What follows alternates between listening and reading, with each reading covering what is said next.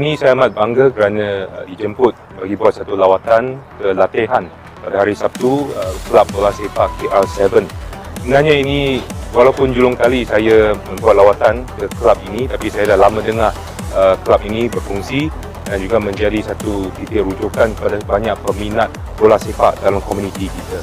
Sebenarnya kerana saya pernah menjawat jawatan Exco Pelayanan Sukan pada tahun 2018, saya memang memahamilah bahawa betapa pentingnya ada pembangunan sukan di peringkat akaumbi dan di peringkat komuniti. Dan saya lihat Kelab Bola Sepak KR7 ini dia memainkan peranan yang cukup penting dalam konteks ini. Jadi saya berharap ada usaha yang berterusan akan dijalankan oleh pihak jurulatih, pihak semua pimpinan di Kelab Bola Sepak KR7 ini untuk kita sama-sama membangunkan sukan bola sepak di peringkat komuniti dan juga menjadi satu harapan kepada para peminat, para pemain dan juga para ibu bapa kepada pemain. Seperti saya katakanlah, kerana di peringkat kerajaan memang kalau selalu kita lihat pemain-pemain bola sepak ke mana-mana sukan, kita selalu ingat atlet yang telah di kemuncak, di top saja. Dan memang kerajaan juga memainkan peranan yang cukup penting untuk kita memastikan ada pembangunan bukan sahaja kepada atlet yang telah mencapai kecemerlangan begitu, tapi bagaimanakah kita menjadikan sesuatu sukan itu satu budaya dalam kalangan komuniti kita. Jadi bukan sahaja kita nak fokus kepada Lee Chong Wei dalam setiap sukan, tapi kita nak memastikan di peringkat akaumbi, di komuniti, kita ada latihan, ada khusus, ada workshop, program-program yang berterusan untuk kita terus mencungkil bakat dan juga memupuk minat dalam kalangan komuniti kita. Jadi di peringkat Kelab Bola Sepak KR7 ini, kita nampak latihan itu dijalankan secara berterusan. Setiap minggu 2 kali, Sabtu dan Ahad, dan memang disertai oleh ramai 200 lebih pemain yang ada di Kelab Bola Sepak KR7 ini. Jadi saya lihat ini satu usaha yang cukup memberangsangkan. Saya berharap ada usaha berterusan untuk kita sama-sama membangunkan lebih banyak lagi.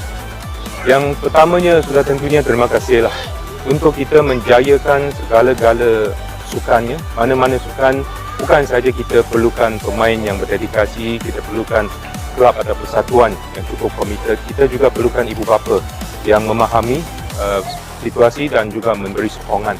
Tanpa ibu bapa, kita tak akan nampaklah komitmen daripada pemain kita. Jadi kepada ibu bapa saya nak ucapkan terima kasih lah.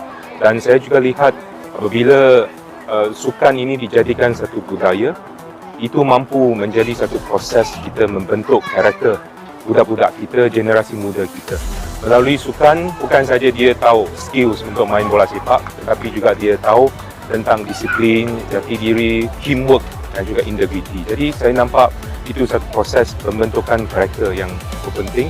Saya berharap itu jadi satu platform lah untuk lebih ramai budak-budak dalam komuniti kita lagi. Saya sendiri bukan atlet sangatlah.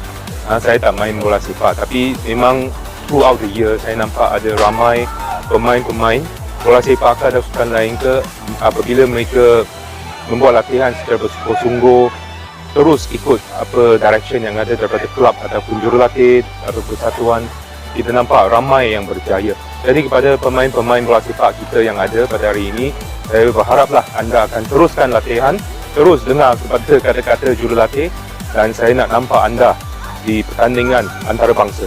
One day you represent Malaysia. Macam dalam sukan, sebenarnya ini antara cabaran yang kita hadapi dalam konteks pendidikan, pembentukan diri dan sebagainya lah. Namun melalui sukan walaupun kadang-kadang orang ingat dia satu hobi saja, hobi kadang-kadang kita anggap dia secondary dalam kehidupan.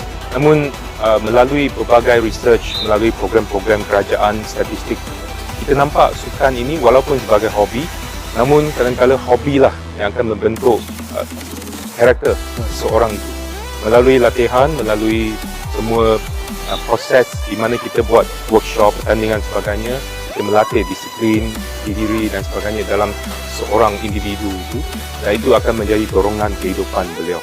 Jadi kami memang lihat sukan ini bukan sahaja kita membangunkan seorang atlet saja, kita sedang membangunkan seorang manusia. Jadi saya berharap usaha ini akan boleh kita teruskan, dan saya sebagai admin Aikro, saya memberi komitmen lah, saya akan memberi sokongannya sepenuhnya kepada Kelab KR7 ini. Sebenarnya padang ini sejujurnya antara yang kita nampak komplit lah dalam Dun Aikro. Memang kalau kita berbanding dengan padang-padang yang ada di luar sana yang mungkin dia lebih bersifat awam, itu antara padang yang memang digemari oleh ramai, dan antara usaha yang saya tengah usahakan ialah untuk kita mendapatkan lebih banyak tanah untuk kita buat baik gulai ataupun naik taraf di padang-padang yang ada dalam komuniti kita, bukan sahaja di sini tetapi di seluruh padang yang ada. Kerana kalau kita nak lihat ada pembangunan sesuatu sukan, fasiliti itu perlu kita jaga. Tapi kadang-kadang itu jadi satu soalan yang susahlah bagi semua kerajaan di mana-mana negara. Sama ada boleh tak kita membuat maintenance dan secukupnya dan sebagainya lah. Tapi padang ini saya boleh kata antara yang lebih, conditionnya lebih baik. Dan saya lihat mungkin Klub KR7 juga ada bantulah menjaga dan sebagainya lah. Jadi kami lihat, saya memang berharaplah tempat ini akan terus menjadi tempat di mana kita melahirkan atlet bertaraf antarabangsa. Biarlah ada one room in life. Yeah, yeah.